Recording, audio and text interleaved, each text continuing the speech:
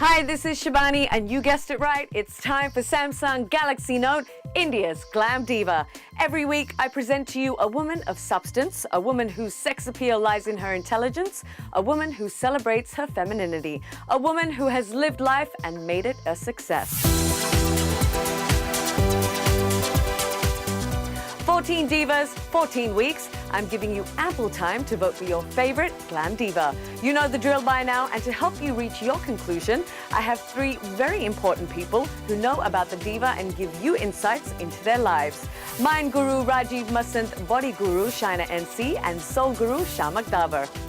Calling her a diva would be an understatement. She's a czarina who's captured the country's imagination by sheer instinct.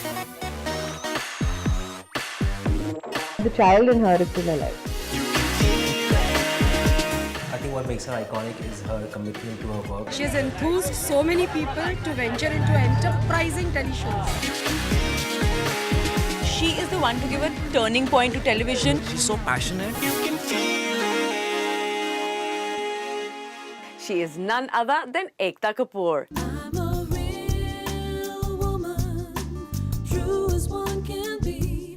I'm a real woman, I'll make you see.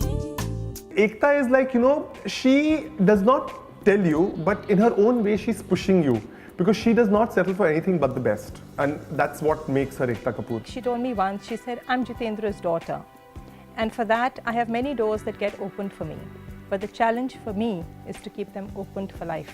एकता के लिए मतलब struggle करने की ज़रूरत नहीं थी.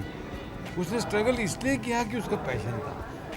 तो वो ज़िंदगी को बहुत आराम से भी ले सकती थी. तो उसने वो पाथ नहीं अपनाया. She had bigger dreams. Here's a little background check. Ekta ventured into television production at the tender age of 19. Remember 19? You and I were chasing boys. This girl was chasing her dreams. Her start was slow, but with the concept of hum punch, she was headed for success. The turning point in Ekta's life came in the early 1990s when Ketan Somaya, a non-resident Indian, requested her father to produce some television software for a channel he was starting. At the behest of her father, Ekta ventured into TV production, and the rest, as they say, is history. As a child, Ekta Kapoor would scratch and pull the hair of any female fan that approached her father, superstar Jitendra, for an autograph or photograph. That wasn't all. She and brother Tushar Kapoor were also quite hands-on whenever they would fight. We fought from the time we were born. I think I got beaten up, he got beaten up, we complained to dad. And we've been volatile as brother-sister. It was one of those trips to Tirupati where both of us fought over what time we'll walk up to the temple. It's just like brother-sister fight, and then she did call the cops, but it was like more out of anger, and then obviously we laugh about it today.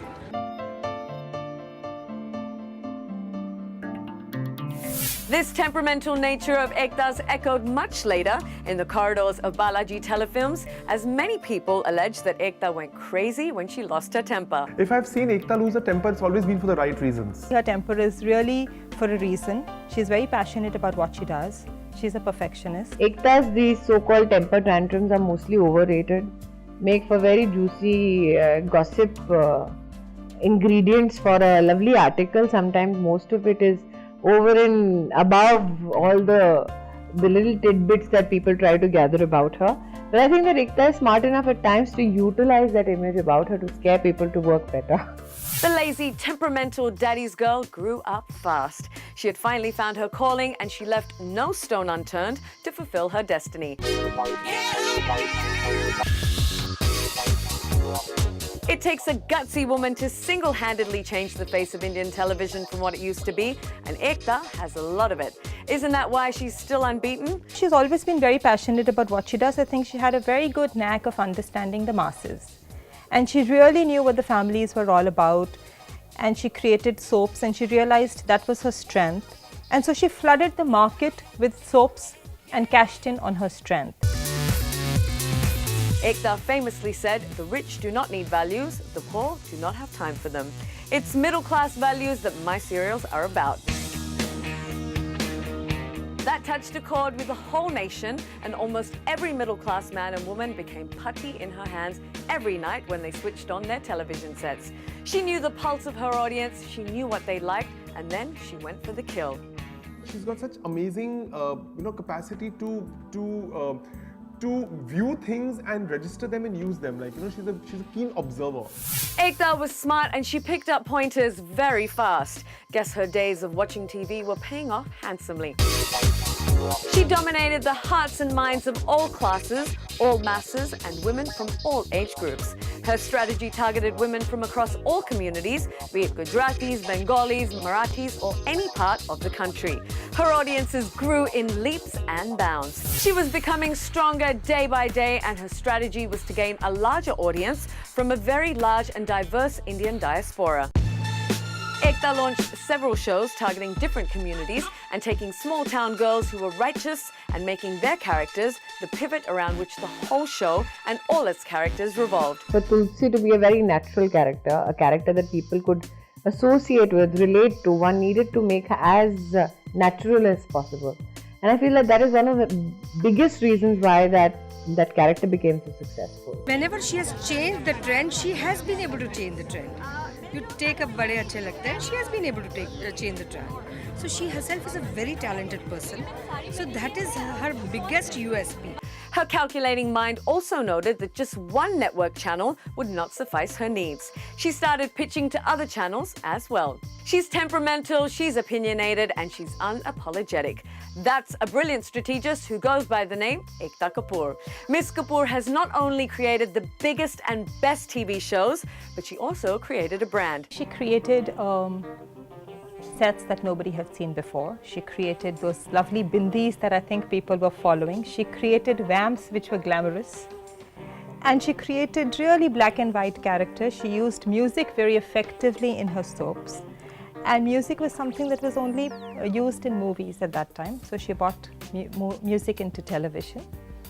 So I really think she created a genre. And then now she started making very real, progressive soaps. Such a strategist had to be awarded, didn't she? After all, she had broken all the records in television history. For her skills and achievements as an entrepreneur, Ekta Kapoor was awarded with the Ernst & Young Startup Entrepreneur of the Year Award in 2001. By this time, she was known as the Tsarina of Indian TV and the Queen of Soaps. She's made a statement and a definition in the screen medium, telescreen medium. I think that's iconic enough. As they say, too much of a good thing may not always be very good. Same with Ekta. After manipulating the world of television, there came a time where her competitors started overtaking her by beating her at her own game. Was Ekta's time finally up?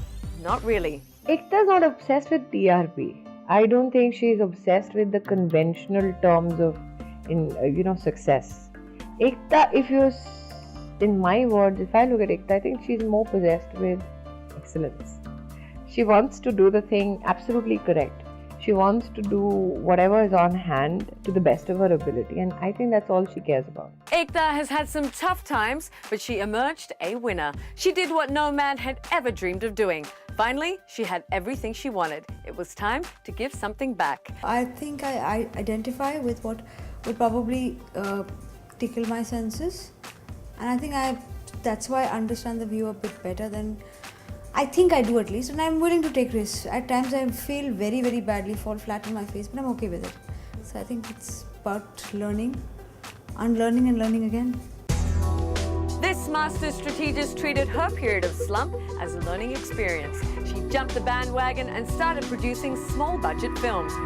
It has a very, very edgy theme. People could shy away from it, but it's a film I want to do. Hold on, that didn't mean she had given up on TV. She still had 5 shows running, and they still managed to garner TRPs high enough to give others a run for their money.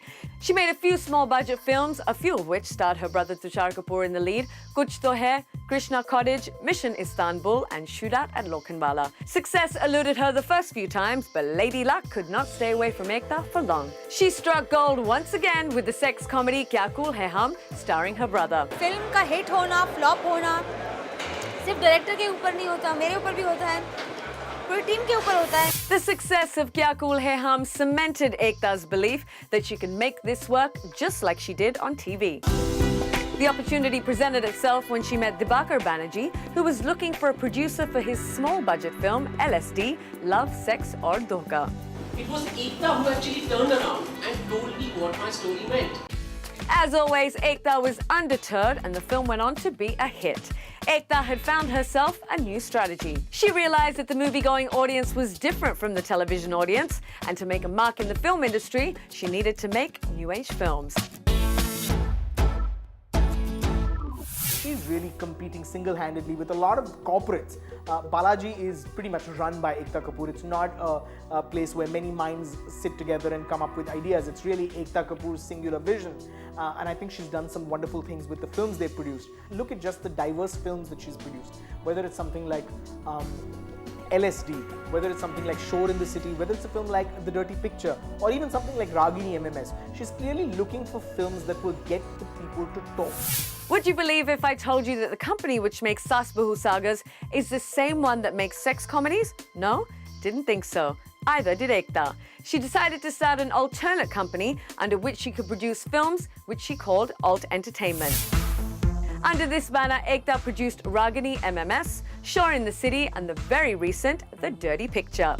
All these three films have a common thread. They're new age, they have the required shock value, and they were successful. Choose a producer whose eyes have the same shine for that film which you're making at that point. God, how does she do it? This 36-year-old powerhouse can only be respected and admired for what she's done single-handedly. She's gone to uncharted territories and come out a winner, both creatively and financially. Ekta Kapoor's Balaji telefilms with over 80 distinct television programs have been churned out of her production house across 6 different languages. She also has 11 films under her belt as of 2011, bringing her a net worth of up to 503 crores. Now that we all know how much she's worth, let's take a Lay's baked break and come back for 100% fun on the other side. By evening, your metabolism goes down because as a chair job, more thinking, less moving. So I just try to walk up and down the steps about 3 to 4 times, 7 floors, which gives my a metabolic boost to my body.